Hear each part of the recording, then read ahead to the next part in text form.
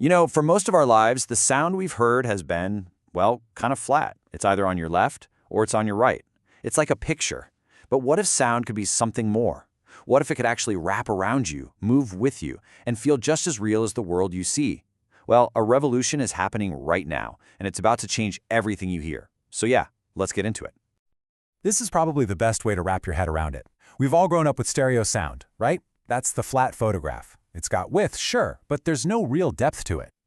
3D audio, you'll also hear it called spatial audio, is a total game changer. It's like stepping inside a hologram. All of a sudden, sound has height, it has depth, it has distance. It's not just left and right anymore, it's literally everywhere. So what is this stuff, technically speaking? Well, 3D audio is basically a clever technology that's designed to trick your brain into thinking you're hearing things in a real physical space. It creates this complete three-dimensional soundscape. And the craziest part? It works through just a regular pair of headphones. This lets you hear not just where a sound is, but how far away it is, and if it's moving toward you or even flying over your head. And this image right here, this just nails the difference, doesn't it?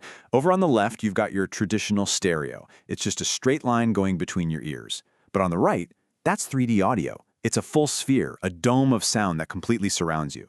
And that leap from a simple 2D line to a full 3D sphere is exactly why this is such a massive deal. But, a revolution like this doesn't just happen overnight. To really get where we are now, we've got to take a quick look back at how we got here. The whole dream of a 3D soundscape, it actually started with some pretty fascinating and honestly kind of weird experiments. So, the journey really kicks into gear back in 1980 with this thing called holophonic audio. They were literally recording sound using a mannequin head with microphones stuck inside its ears. The whole idea was to capture sound exactly the way a person would hear it. Then in the 90s, Dolby Surround brought us 5.1 channel audio in movie theaters, which was a nice step up. But the huge breakthrough came in 2012 with Dolby Atmos. This was the birth of object-based audio. See, instead of assigning a sound to a speaker, Atmos treats a sound like a movable object, say a helicopter, that can be placed and moved anywhere in a 3D space with pinpoint accuracy.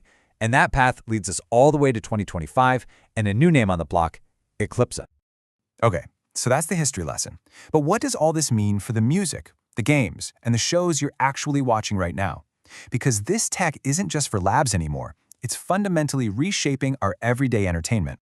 Think about it. In music, a producer can put the guitar over here to your left, the drums behind you, and the vocals right up front, like you're in the room with the band. In gaming, it's a legitimate competitive advantage. You can hear exactly where an enemy's footsteps are coming from, above you, behind you, wherever. And for movies and podcasts, it's all about creating these incredibly immersive worlds that just pull you right into the story. So who's actually leading the pack in music streaming? Well, as of 2025, Apple Music is way out in front. A full 20% of its massive library is in 3D audio. Amazon Music is also making a strong showing at 15%. And then there's Spotify. They still don't have native support, and less than 5% of their stuff is in any kind of immersive format. It's a huge gamble, and you have to wonder if they're betting on the wrong horse. And when you see it laid out in a chart like this, wow, the gap is impossible to ignore. The difference between a company like Apple that jumped on this early and a laggard like Spotify isn't just a little gap, it's a chasm. It really makes you ask, is Spotify getting left in the dust here? And if you're sitting there thinking, okay, but do people actually care? Well, here is your answer. 300%. That is the massive growth in people listening to immersive audio that Apple Music saw right after they launched spatial audio. This isn't some niche gimmick. There is huge mainstream demand for this. The change in gaming has been just as wild. I mean, we went from the simple little mono boops of Pong in the 70s to the 90s where games like Quake gave us basic directional clues, right? You could hear a monster lurking around a corner. But now we have systems like the PlayStation 5's Tempest 3D engine that create dynamic soundscapes in real time. The audio literally changes based on the environment and every single move you make. It's just an unbelievable leap. Okay, so this tech is incredible. People clearly want it, and it's changing everything. But making these amazing experiences doesn't come free. So what's the actual price tag on this sound revolution? For a music producer, the investment is pretty hefty. On average, it costs about 50% more to mix a single song in a 3D format compared to a normal stereo mix. That's more time, it's more specialized skill, and yeah, it's more money. And it's a similar story over in Hollywood. For a single movie or TV show, adding that 3D audio post-production can easily tack on an extra $30,000, or even more. That's a serious line item on any budget. And this right here, this might be the biggest hurdle for creators. To do this stuff right, a studio has to completely upgrade its hardware, especially its speakers and monitoring gear. That kind of upgrade can balloon equipment costs by a staggering 300%.